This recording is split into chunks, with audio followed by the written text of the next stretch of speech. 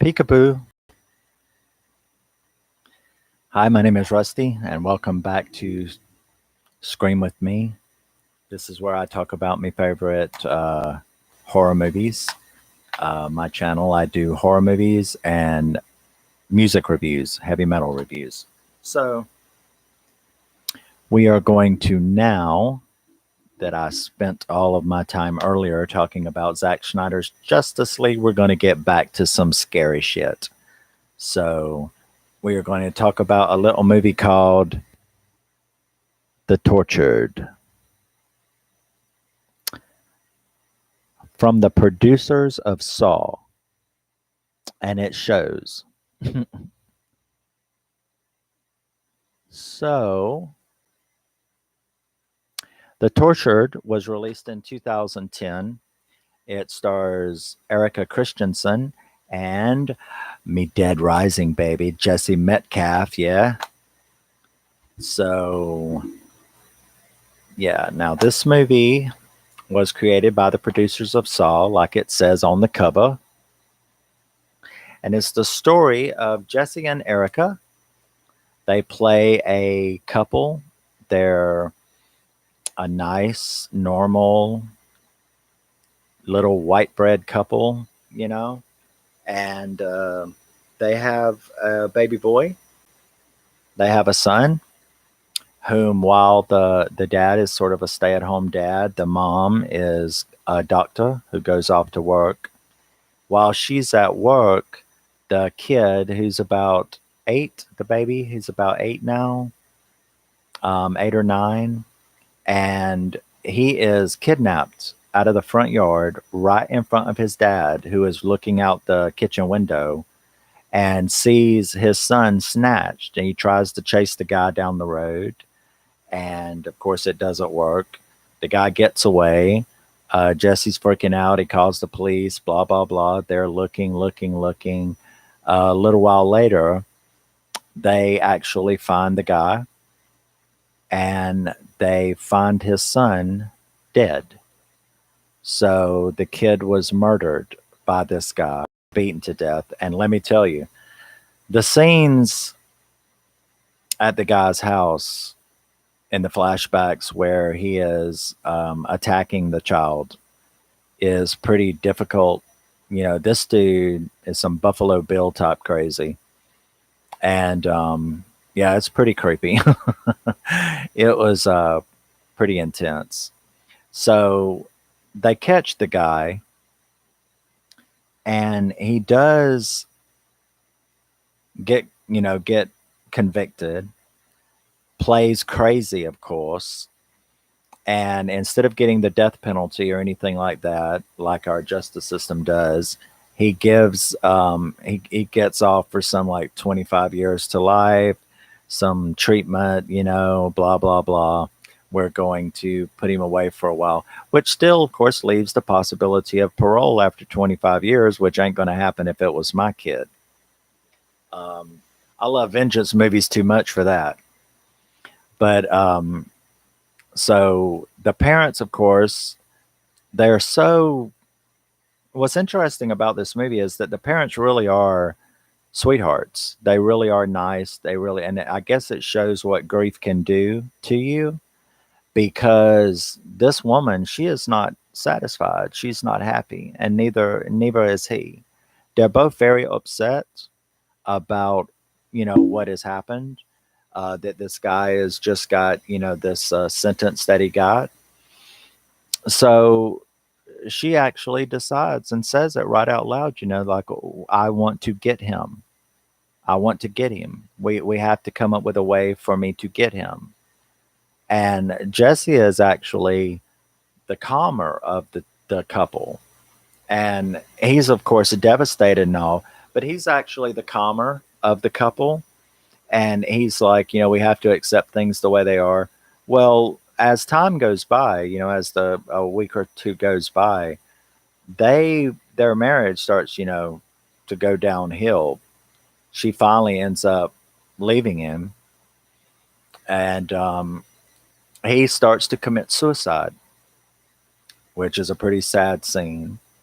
When he starts to commit suicide, But he changes his mind and is like, she's right. So they come up with a plan. He goes to where she's staying and says, you're right. So they actually come up with this very good they come up with a very good plan to actually kidnap, because I remember, what I was thinking was, okay, wait a second. This guy, it would be as hard, but basically you're going to what? You're going to try to break a serial killer out of prison so that you can kill him? How exactly is this going to work? I mean, you can't get they can't get out as bad as they want to. How are you going to get in to get them out, regardless of your reason for doing that?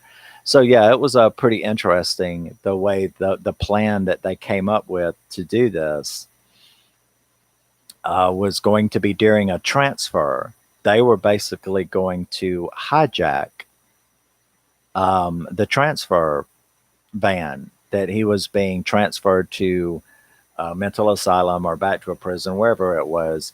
But they end up succeeding. Um, they have a wreck though. They go off a bridge after he's hijacked the van. They got the cops out of the van. They hijacked the van. She's following in a car. They have a wreck, and the guy is laying there. The prisoner is laying there, and they get him into their car and they take him out to a secluded ranch where I think him as a real estate agent knew this isolated place where they could go. So they went and they've got this torture chamber already. And that's when the stuff starts getting very, very Saw like, because they spend several days, night and day, torturing this guy. And it is some intense torture. This nice goody two shoe little white bread couple is actually torturing because he is an EMT. She's a real estate agent and a doctor. And so they're highly educated, intelligent people with access to nasty equipment to torture this guy, to get him to admit what what he did to their son so that they can make him pay. So we've got all of the perfect ingredients for a really dastardly movie, and it definitely does that. Now this movie is actually a little shorter than probably any movie that I've seen in a while. It's only an hour and 19 minutes.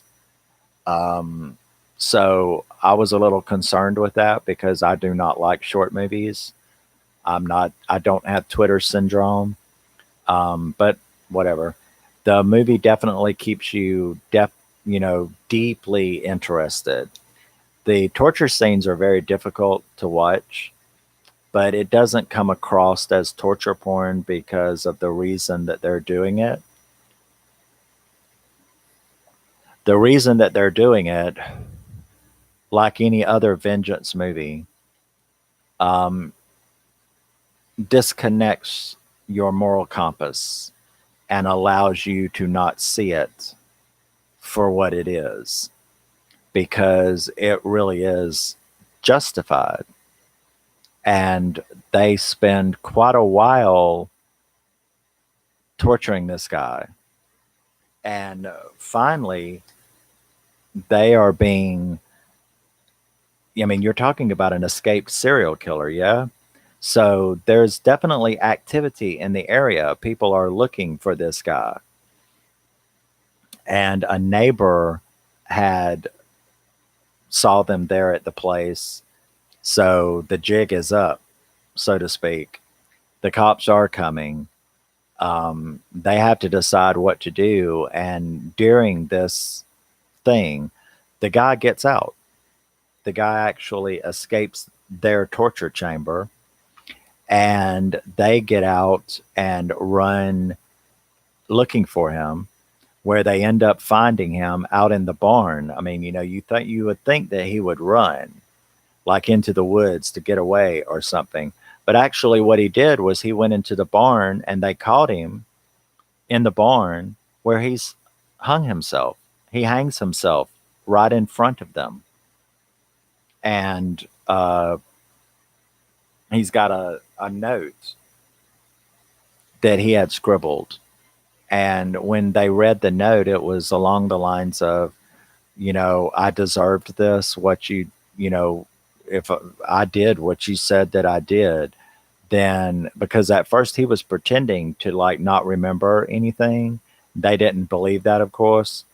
And they were like, he was like, if I did this, then I deserve this, but I can't take the torture anymore. So I'm going to finish this for you. Now, you think, and that's where good movies will do it to you, you think that that's the end. He has paid for his crime. They have really put their moral compass into a blender because they've engaged in some very, very serious torture of another human being. And you think that that's pretty much it, and you got the cops coming through the woods looking. And then all of a sudden, there's this twist that just knocks you right out the damn chair. And that is because the cops find the serial killer.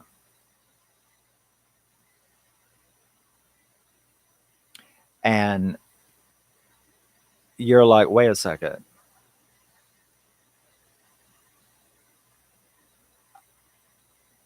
But the serial killer's not in the woods. He was just tortured and escaped and is dead in that barn.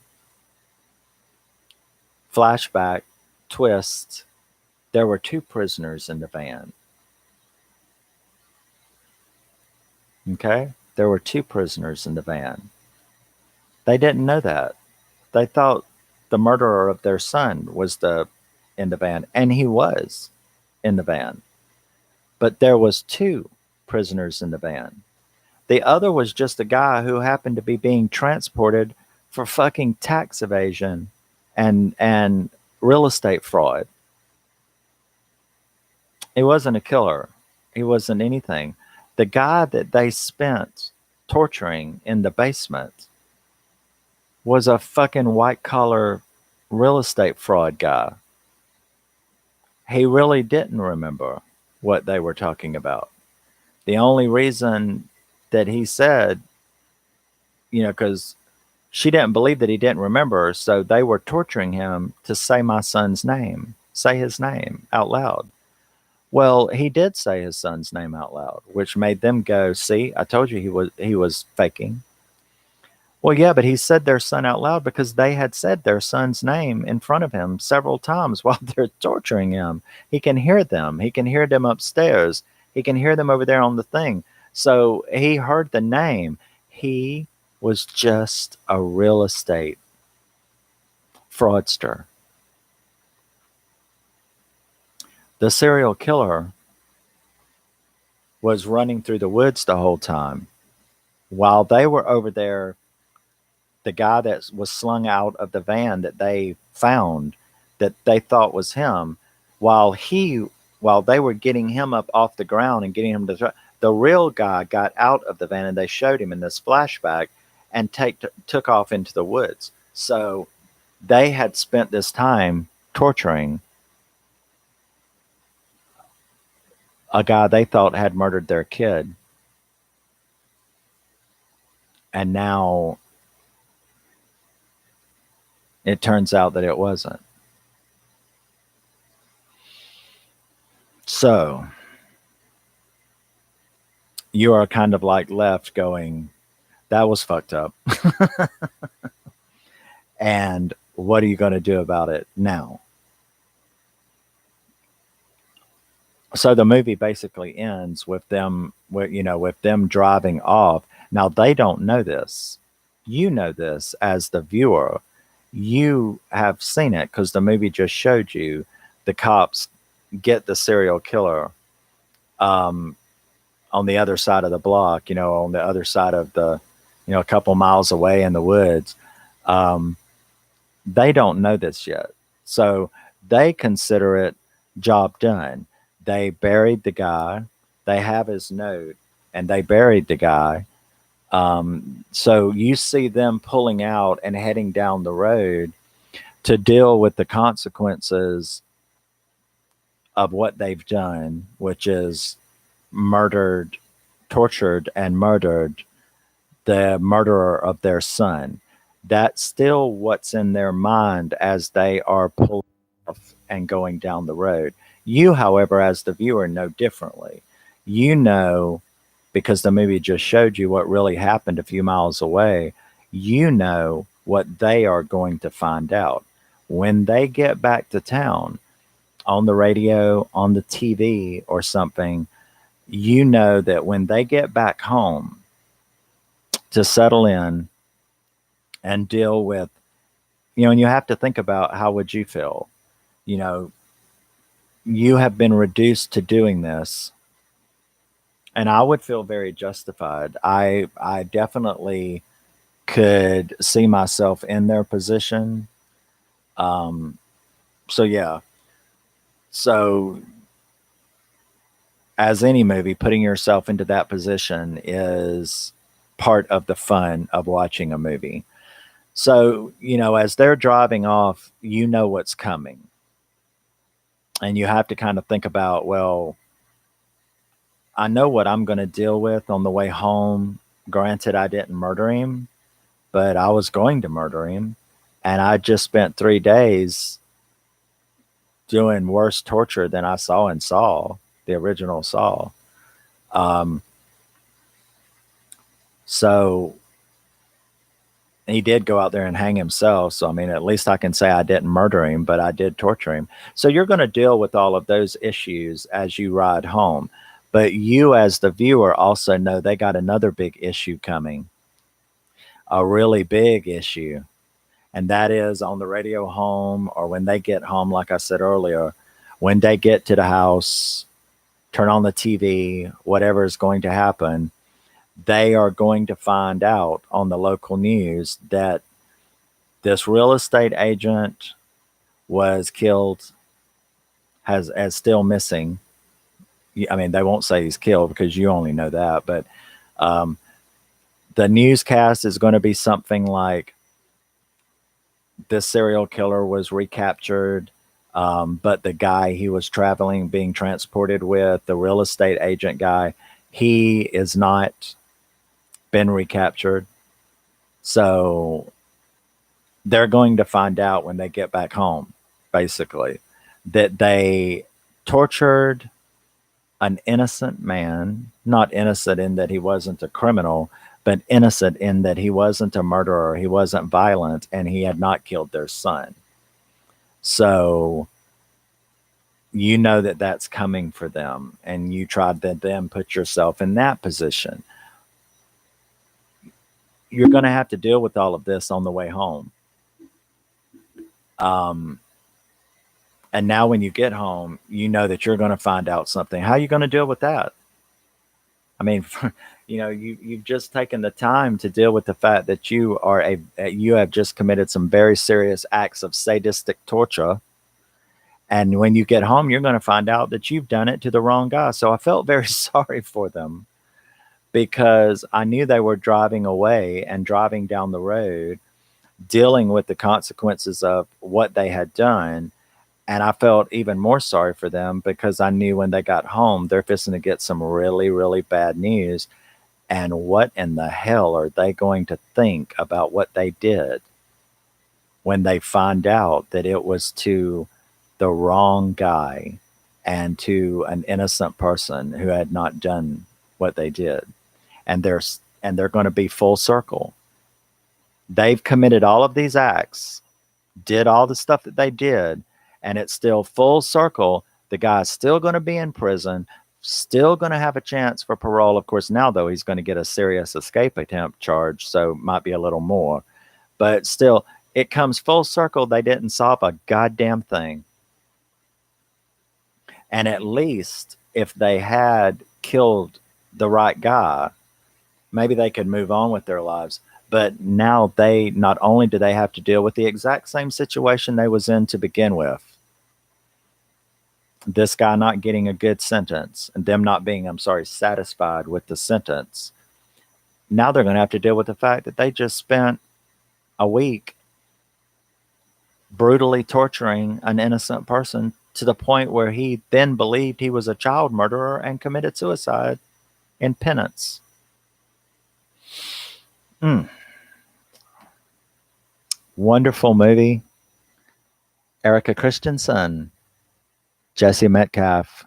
Might remember him from Dallas, the revised version of Dallas. He was Christopher Ewing.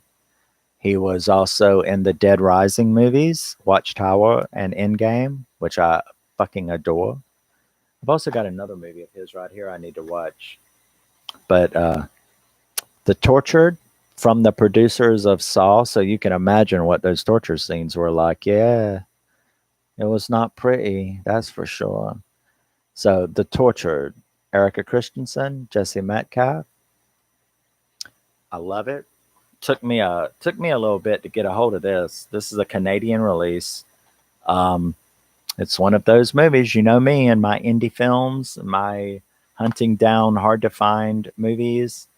Not to mention it's 11 years old, but yeah, Jesse Metcalfe, Erika Christensen, The Tortured, from the producers of Saw. Love this movie. Love the twist. Really makes you stop and think. It's a little too short for my taste, but other than that, it's a great movie. If you can find it, see it somewhere. I think you'll love it. Of course, I just spoiled it all for you, but then again, this is a spoiler channel. Um, so you have to deal with that. But it still doesn't change the fact that it's great to see. I'm living among the dead. We all are every day. But thank you for stopping by. I appreciate anything, appreciate any thoughts you might have. Have you seen this movie? Um, in any event, I will see you in the next one. Thanks for dropping by. Love you, miss you. Bye.